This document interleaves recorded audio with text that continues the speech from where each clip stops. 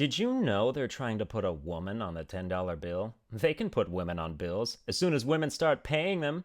I have a request from all of you watching this. I need you to tell your dads that joke because I want every single dad in America telling that joke until it reaches Adam and Eve, not Adam and Steve status. I don't care at all about the debate of female representation on paper money that spends most of its time tucked near people's balls anyway. I just want to start a movement. I want my joke to be taken out of context and placed on picketing signs backing an opinion I don't necessarily agree with.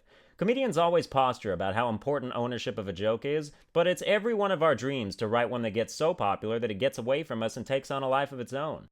I mentioned in one of my previous fake facts that I had signed up for the Portland's Funniest Person stand-up comedy contest. Well, as of the time that I'm writing this, the preliminaries were held yesterday and I did not advance to the semifinals. Now, before you get all teary-eyed, let me explain how it worked. There were 12 comics, including me, in this round, all doing stand-up in front of a live audience that then voted on their favorites by numbering us on a list of names from 1 to 12, 1 being the best and so forth.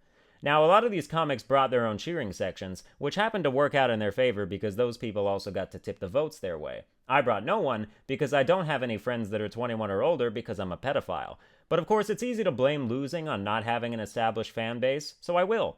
My set was good. It went well, and I was more or less happy with the audience response. But the issue with my comedy is that it requires a niche crowd to play well overall. There's plenty of jokes I tell that many people would refuse to laugh at on principle, usually my Asian jokes, which apparently make people uncomfortable, so they really must not understand that my jokes come from a place of love and respect and fetish. It figures, though, that the 3 people in my group that moved on were all fat, considering my first bit had like 4 fat jokes in it. And I like fat jokes, and nobody's going to take that away from me, because they'd have to catch me first. I'll never win a popularity contest. That's why I was hoping the contest will be judged by actual judges, perhaps even comedians, who recognize quality even when it doesn't elicit a strong reaction.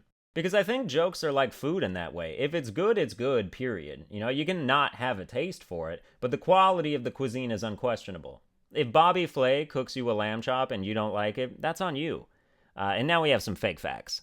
Question 1 comes to us from Owlpaca, who writes in a yet unidentified accent, "Can you shed some light on the future of your channel's content? What can we expect to see on the coming weeks?"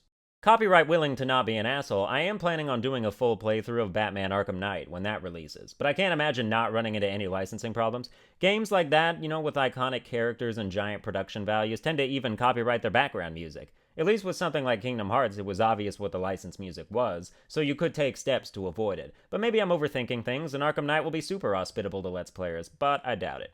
Until that game comes out, though, I will basically just fuck around with whatever catches my interest. Clash of Heroes I will see through to the end, because I have way too much fun playing that game, and the fun is compounded by talking about it simultaneously. I actually tried to record another episode of Mortal Kombat Online a few days ago, but I lost heart and quit 20 minutes in. Just wasn't feeling it.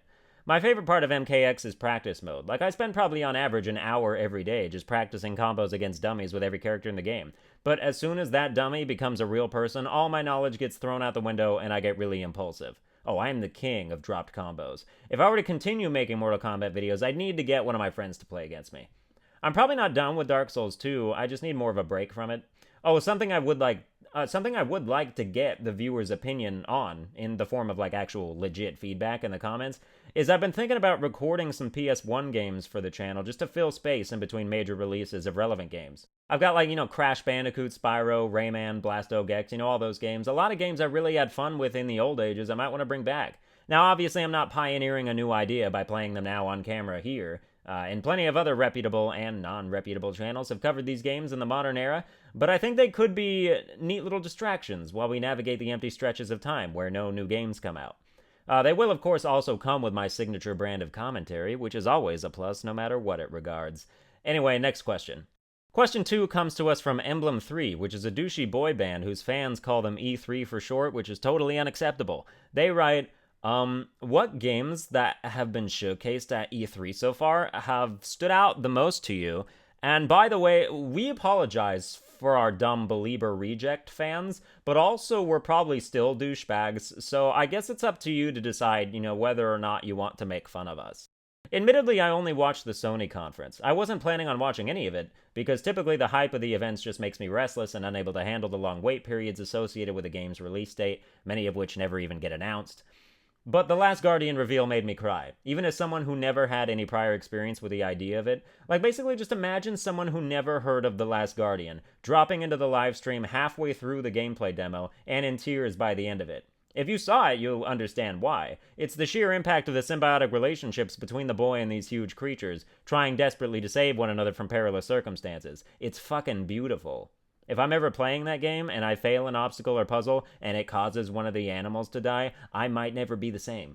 I also thought Horizon was pretty cool. The idea of primitive but not really humans versus mechanized dinosaurs might be one of the coolest concepts I've ever heard.